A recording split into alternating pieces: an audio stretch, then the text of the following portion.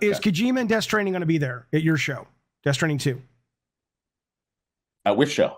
Yours, Summer Game Fest.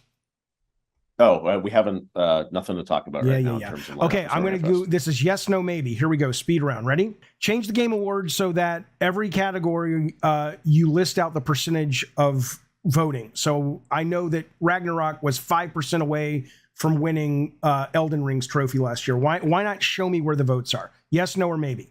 I don't need an answer. I just want... No. Damn you, Geoff Keighley. Give the audience vote for all awards so I can know what the audience voted on exclusively and compare it with what the pros voted on. Yes, no, maybe?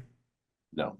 God damn you, Geoff. Kill esports, nobody cares about it, and put fun categories in like best new character, best horror game. I mean, best esports coach? Maybe. Really? Yeah, you goddamn right. Speeches more than 5 minutes long, bring out the living jar from Elden Ring to roll them off the stage. I don't care, and I don't want to know, and I'm not asking how rich you are or how poor you are. It's none of my business, I don't care. But there's a point where clearly you're doing okay with this incredibly successful show.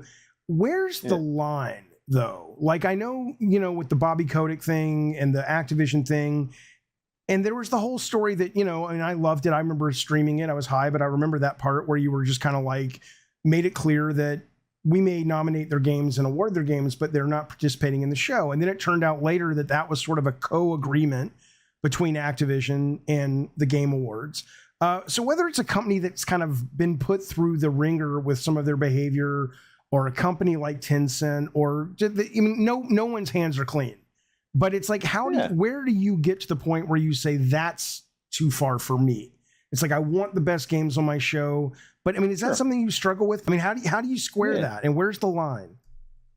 Yeah, well, you said it's an extremely complicated, nuanced thing, and it's also constantly changing, right? And that year with Activision, that was a point in time where you said a lot of bad stuff had come out, and there was no agreement with Activision. I think it was just sort of but we talked about it, and it wasn't like I just decided, I'm going to say this. It's like, hey, this is the right thing for the industry, and I was talking to everyone across the industry about that, right? And it's something that we're constantly navigating. So yeah, you can't you can't make a rule set of like, here are the 4 things that, are, checklist of how you're going to approach these things. It's kind of like real-time navigating. And I wasn't, after all that exercise, I was curious, like the next year, what was going to happen? Would people stop playing their games, right? Would the storefronts take down their nothing games, right? Changed, right? And yeah, this is stuff, this is what keeps me up at night, right? Is debating the best way to navigate this stuff.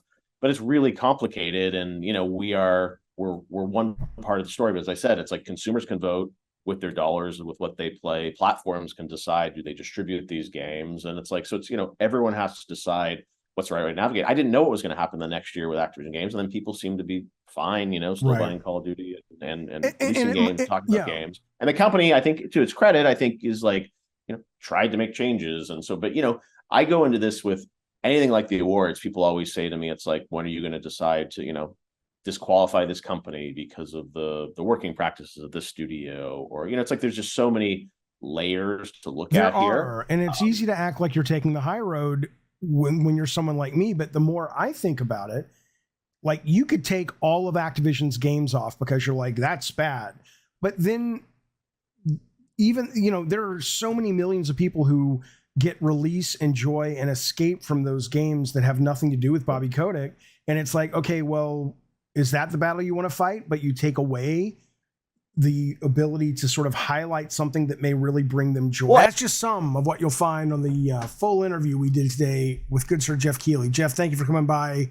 Wonderful conversation. Great to talk to you again. I appreciate your very valuable time. Listen, this is behind a paywall for the next week. If you're a member at any tier, you can watch it right now on the channel. I'll put it up for everybody to watch. You should. It's good stuff. It's interesting stuff. And just 1 week, next Friday. And I'll tell you something. It was great to talk, Geoff. Happy Friday. Be well.